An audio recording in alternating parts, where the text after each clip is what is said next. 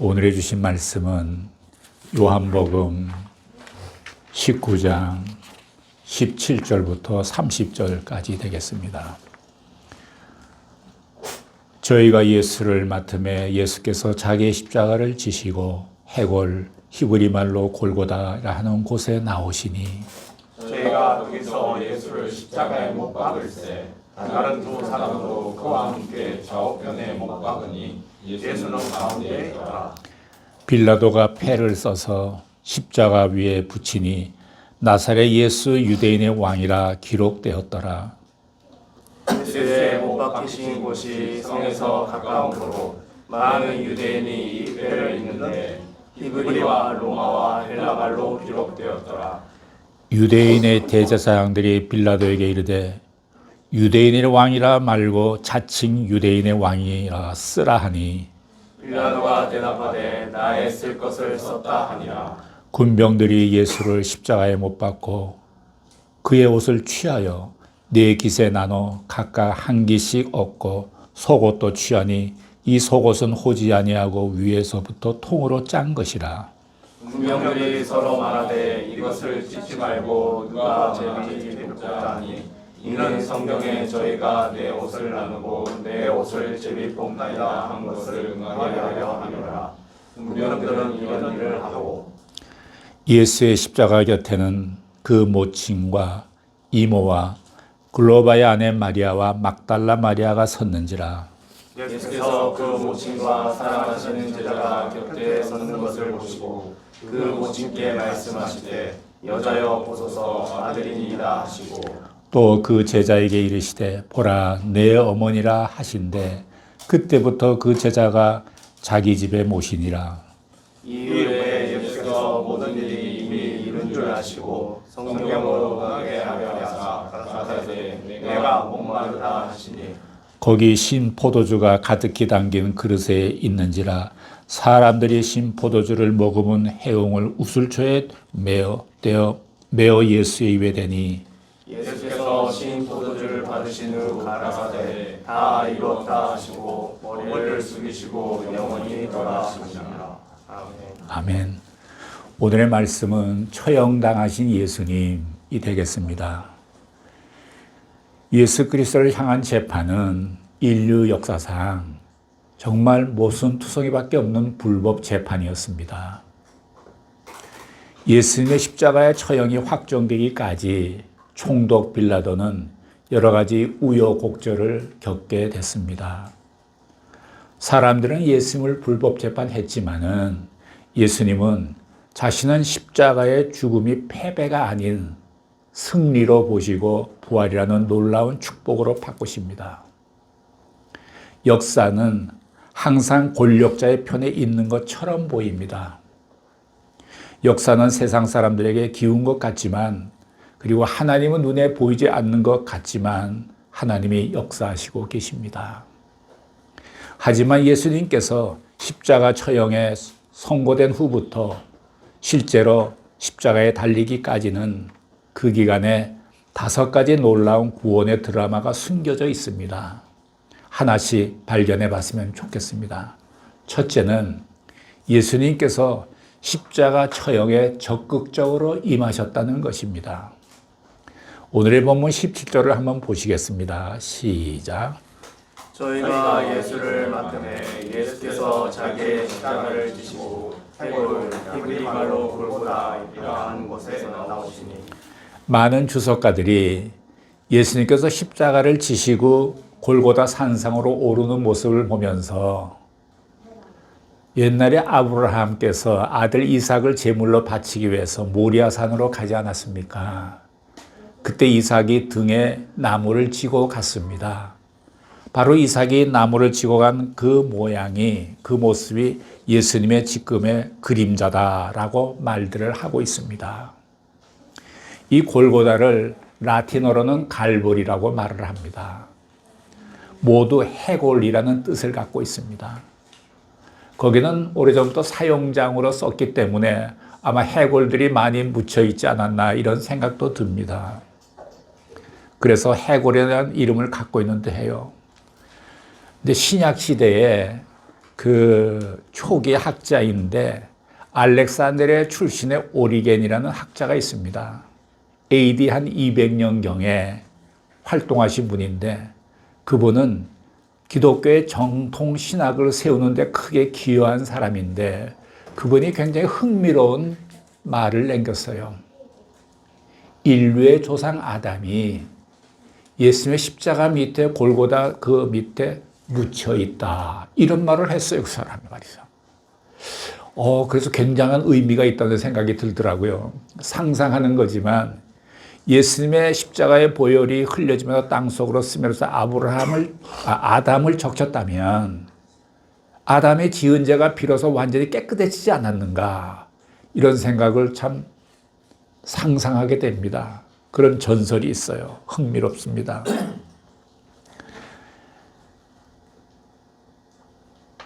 우리가 이 십자가의 비밀을 굉장히 많은 부분이 숨겨져 있는데 오늘은 그중에 아마 몇 가지를 우리가 조금 파악하게 될 것 같습니다. 예수님은 목숨을 빼앗긴 것이 아니라 스스로 십자가에 내어주신 것입니다. 예수님께서는 온 인류의 구원을 위해서 십자가의 처형을 적극적으로 받아들이셨습니다. 놀랍고도 신기한 구원의 드라마가 시작된 것입니다. 우리는 세상을 살아가면서 여러 가지 일을 경험하게 됩니다. 그때 우리는 그 모든 일들이 구원에 이르기 위한 일이었구나 라고 나중에 고백하는 경우가 있습니다. 사업이 부도를 맞고 병으로 고통을 당하고 또 자녀 문제로 어려움을 당하고 실패를 거듭하면서 이 모든 것이 구원의 사건으로 볼 수가 있습니다. 왜냐하면 그런 것들을 통해서 구원의 통로로서 쓰임 받았기 때문입니다. C.S. 루이스라는 영국의 유명한 신학자가 있습니다. 그분은 전 세계적으로 이렇게 메시지가 전달되는 분인데 아주 많은 도움을 주고 있습니다. 귀한 지침을 알려주고 있습니다. 많은 목사님들이 그분의 말씀을 설교 때 많이 인용하고 있습니다. 그래서 해외로부터 편지도 많이 오고 연락도 많이 옵니다. 그런데 그 중에 미국의 한 여자가 계속해서 편지를 보내면서 오랜 세월 동안 이렇게 지나면서 뭔가 모르게 시간이 지나면서 이렇게 서로 사랑하게 됐습니다. 그래서 그 미국의 여자가 몸이 좀 불편한데 미국의 생활을 다 청산하고 영국으로 다 보따리를 싸고 갔습니다. 몸이 불편하기 때문에 가자마자 입원을 하게 됐어요. 그래서 결국은 C.S. 루이스는 그 여자하고 병원에서 결혼식을 올리게 됐습니다. 그때 C.S. 루이스가 나이가 한 50대 초반인데 그때까지 이 사람은 독신이었습니다. 얼마나 사랑하는지. 근데 그 여자가, 그 부인이 얼마 안 가서 죽음을 맞이하게 됐습니다. 그러니까 이 남편 되는 C.S. 루이스가 얼마나 슬프고 절망이 되었는지 그동안 그렇게도 하나님에서 얘기하고 말씀에서 가르치고 메시지 하신 분인데 너무너무 슬픔이 깊고 고통스러우니까 마치 믿음 없는 사람같이 나락으로 떨어져 버린 거예요. 하나님을 원망스럽게 보이는 거예요. 그래서 이분이 아주 그 나락으로 떠서 허우적거리고 고통하면서 지내는데 마치 하나님을 부정한 것은 아니지만 부정하는 듯한 그런 모습까지 떨어진 거예요. 얼마나 고통스러운지 그 세월을 좀 지나다가 이 사람이 그 아내의 죽음의 터널에서 벗어나지 못하고 지독한 침체에 빠졌는데 바로 유명한 세계적인 신학자가 바로 이런 거예요. 그래서 그동안 한동안 슬픔과 고통의 나날을 지나면서 다시 하나님을 새롭게 경험하게 되었습니다. 엄청난 그 갈등이 지나면서 이 사람은 믿음이 원점으로 돌아오게 됐어요. 그리고 나서 그의 고백이 이런 거예요. 그전에는 내가 하나님 사랑하기를 실천적인 사랑, 교리적인 사랑을 해왔는데 지금 나는 하나님을 실천적인 사랑을 하노라고. 그전에는 이론적인 사랑, 교리적인 사랑을 했다는 거예요. 진짜 지금은 실천적인 사랑을 한다는 것이죠. 이렇게 고백했어요. 엄청난 고통을 통해서 진정으로 하나님을 알게 되고 사랑하게 된 것입니다. 이렇게 하나님의 사랑에서 눈을 뜨게 된다는 것이 쉬운 게 아니에요. 우리가 하나님을 사랑하려면 먼저 하나님의 사랑이 내 눈에 띄어져야 돼요. 그럴 때 내가 진정 하나님을 사랑하게 된다고요. 또 예수님이 십자가에 못 박히실 때에 독특한 사건 한 가지가 소개되고 있습니다. 18절을 보시기 바랍니다. 18절 시작. 저희가 거기서 예수를 십자가에 못 박을새 다른 두 사람도 그와 함께 좌우편에 못 박으니 예수는 가운데 있더라.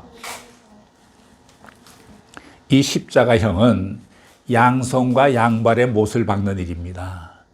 십자가가 땅에 누워있는 상태에서 못을 박는 경우도 있고 십자가를 세워놓고 못을 박는 경우도 있습니다. 그리고 그 고통은 이루 말할 수가 없습니다. 피를 흘리며 진이 빠지면서 목마르면서 기진맥진하면서 한 이틀 내지 어떤 경우는 건강한 사람은 3일 정도 가다가 결국은 죽습니다. 근데 얼마나 고통스럽겠습니까? 십자가의 형이 그렇습니다. 빨리 죽지 않아요. 근데 이 십자가의 예수님의 십자가의 좌편 우편에 강도 또는 행악자로 불리우는 두 사람이 같이 십자가에 못 박혀 있습니다. 이런 모습은 예수님도 동일하게 행악자요 강도 같은 사람이다 이렇게 취급하는 모습이기도 합니다. 여기에 이 세 십자가는 전 인류를 대표하는 모습이다라고 볼 수가 있습니다. 왼편에는 강도가 예수님께 말합니다. 내가 그리스도가 아니냐? 그렇다면 너와 우리를 구원해 봐라. 이렇게 저주하며 조롱을 합니다. 그런데 이 오른편 강도가 그를 꾸짖습니다. 우리가 지은 죄로 말미암아 지금 십자가를 지고 있지만 이분은 죄가 없는 분이시다. 이렇게 말하면서 그는 예수님께 말하기를 주여 주의 나라가 임할 때 나를 기억해 주소서 이렇게 간청을 했습니다. 이것이 누가복음 23장에 나옵니다. 전 인류를 대표한다는 이 세 십자가는 하나는 회개하고 구원받는 인류를 말하는 것이고 또 하나는 끝까지 믿지 않고 멸망하는 사람들을 말하는 것입니다. 그리고 또 하나는 인류 역사에 한 번만 나타나신 구원자. 이렇게 두 가지 종류의 인류 사이에 예수님의 십자가가 서 있는 것입니다. 예수님은 회개한 오른편 강도에게 구원을 베풀면서 내가 진실로 이르노니 오늘 내가 나와 함께 낙원에 있으리라 라고 말씀해 주셨습니다. 우리는 상대방을 향해서 구원받았느니 못 받았느니 이렇게 말하면 안 됩니다. 구원은 하나님께 속한 것이지 성경 구절 몇 절 갖고 우리가 판단할 문제는 결코 아닙니다. 심지어는 자살하는 사람에게 대해서도 구원의 문제를 함부로 말할 수가 없습니다. 인간의 영혼에 대해서 함부로 단정하거나 정죄하는 것은 오만입니다. 구원은 하나님의 주권입니다. 또 셋째는 빌라도가 십자가 위에 유대인의 왕 나사렛 예수라는 편말을 써붙였습니다. 근데 유대인의 대제사장들이 그렇게 쓰지 말고 자칭 유대인의 왕이라 이렇게 써라. 그런데 빌라도는 그 말을 묵살해 버립니다. 빌라도는 예수님의 십자가 처형에 대해서 굉장히 마음 아파했습니다, 사실. 그래서 이제 편말에는 유대인의 왕 나사렛 예수라는 말을 히브리어, 로마어, 헬라어로 기록했습니다. 이 세 언어로 기록했다는 것은 전 세계 언어를 커버하는 것입니다. 전 세계에 알리는 것이라고 표현할 수가 있습니다. 넷째는 군인들이 예수님의 옷을 나누고 제비 뽑기한 사건입니다. 23절과 24절을 한번 보십시오. 23절, 24절 시작. 군병들이 예수를 십자가에 못 박고 그의 옷을 취하여 네 깃에 나눠 각각 한 깃씩 얻고 속옷도 취하니 이 속옷은 호지 아니하고 위에서부터 통으로 짠 것이라.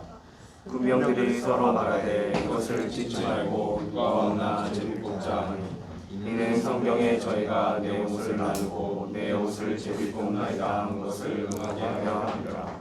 군병들은 이런 일을 하고 이 일은 표면적으로 보면 아무것도 아닌 것 같지만 구원의 메시지를 담고 있습니다.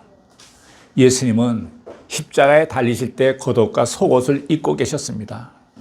그때 군병들 사이에 예수님의 옷 쟁탈전이 벌어집니다. 예수님의 죽음은 십자가에서 목숨을 잃은 것으로 끝나지 않고 겉옷과 속옷마저 빼앗기면서 모든 것을 착취당하고 계십니다. 철저히 무소유가 된 것입니다.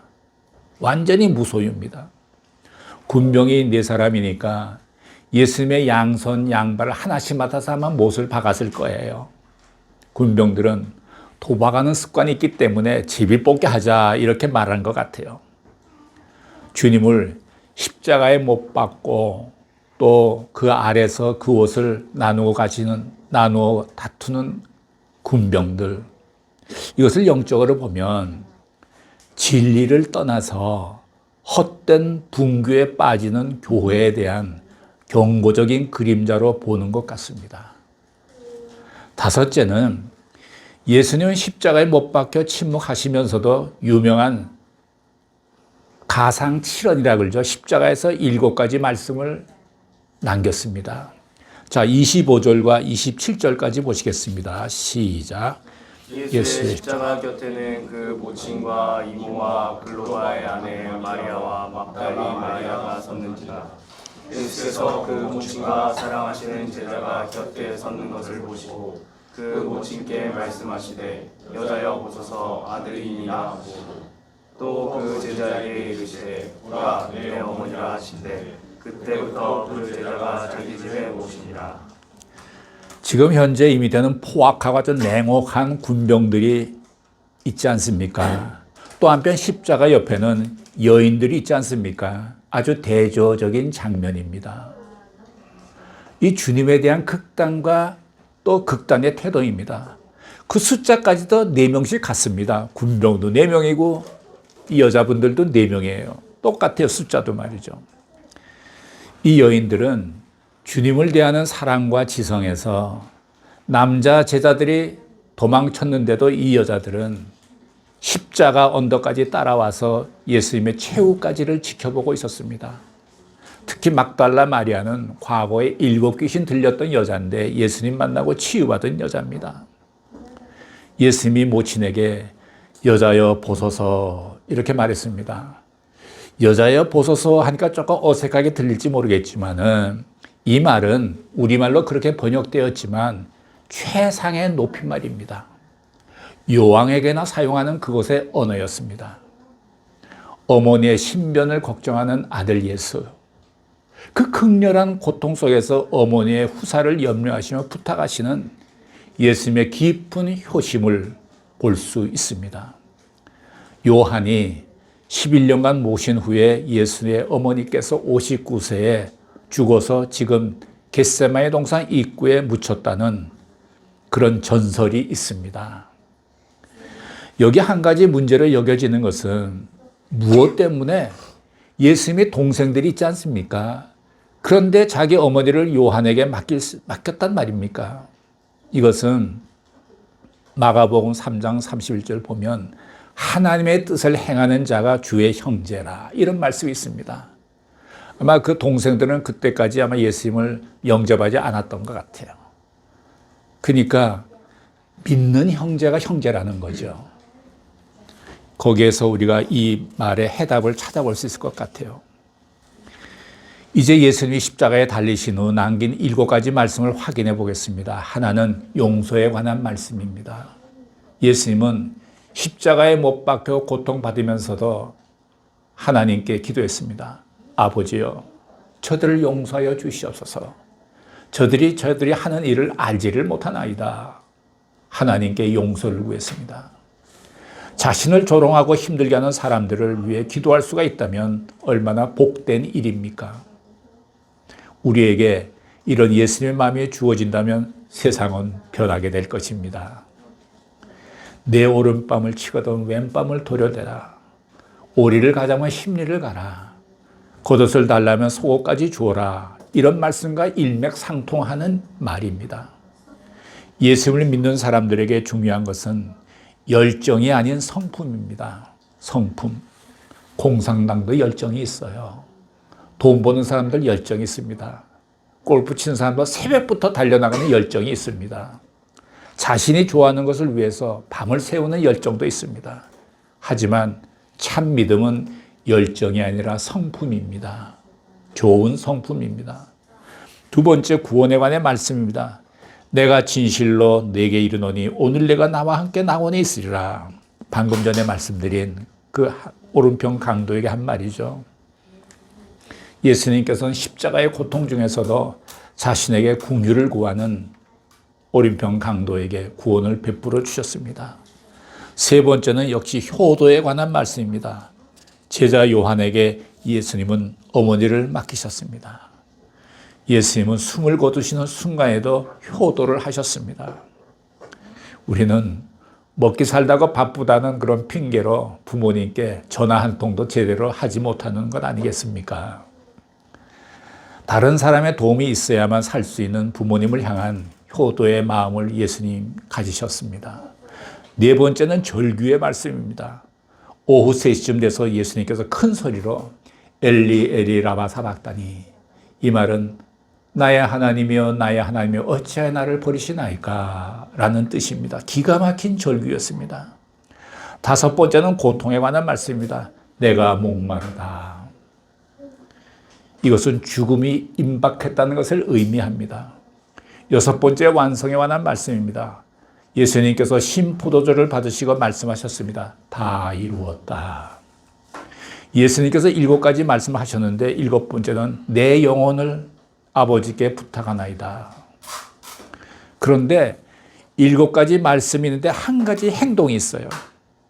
우리는 보통 7가지 말씀 많이 들어왔는데 행동이 하나 있다는 것은 잘 기억을 못하는 것 같아요. 그 행동은 신포도주를 받으셨다는 것입니다. 그 행동입니다. 여기에 무슨 의미가 있을까요?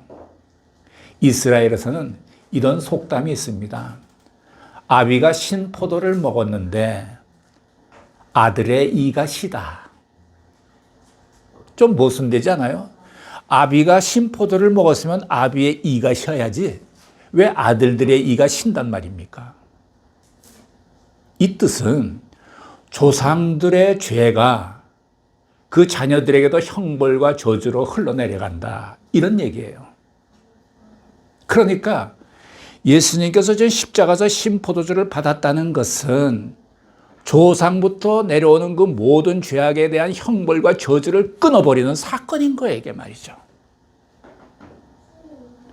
때로는 조상의 저주를 끊으라는 세미나도 있더라고요. 세미나가 중요한 게 아니라 우리가 예수의 보혈을 믿고 예수의 믿으면 끊어지는 거예요. 근데 가만 보면 거기에 대한 말씀이 있어요. 에레미야서 31장 29절 30절에 보면 한번 좀 보실까요? 시작. 그때 그들이 다시 이르기를 아비가 신포도를 먹었으므로 아들들의 이가 시라하지 아니하겠고 신포도를 먹는 자마다 그 이가 신같이 각기 자기 죄악으로만 죽으리라. 예, 여기서 그때란 것은 예수님의 십자가의 때를 말합니다. 그때는 아비가 신포도를 먹어도 아들의 이가 쉬지 않게 된 거예요. 그러니까 부모의 죄 때문에 자녀들에게 어떤 형벌이나 저주가 흘러내리는 것이 끊어졌다는 얘기예요. 예수님이 신포도주를 받음으로 말미암아. 그래서 신포도를 먹는 자 자신이 자기 죄악으로 죽으리라고 했습니다. 방금 말씀에 말이죠. 그러니까 예수님이 신포도주를 받았다는 그 행위 하나가 놀라운 비밀을 감춰져 있는 거예요. 7번째가 위탁에 관한 말씀입니다. 예수님께서 큰 소리로 아버지여 내 영혼을 아버지 손에 부탁하나이다. 이 말씀을 하시고 운명하셨습니다. 이분이 바로 예수 그리스도이십니다. 우리도 언젠가 죽음을 맞이할 때 예수님의 가상 7원의 말씀을 고백할 수 있었으면 좋겠습니다. 예수님은 십자가에서 고난을 받으셨지만 우리에게 영광스러운 승리를 안겨주셨습니다. 예수님의 십자가와 흘리시는 그 보혈을 묵상하면서 우리를 향한 하나님의 사랑을 뼛속 깊숙이 느낄 수 있기를 예수님의 이름으로 축복합니다. 기도하시겠습니다.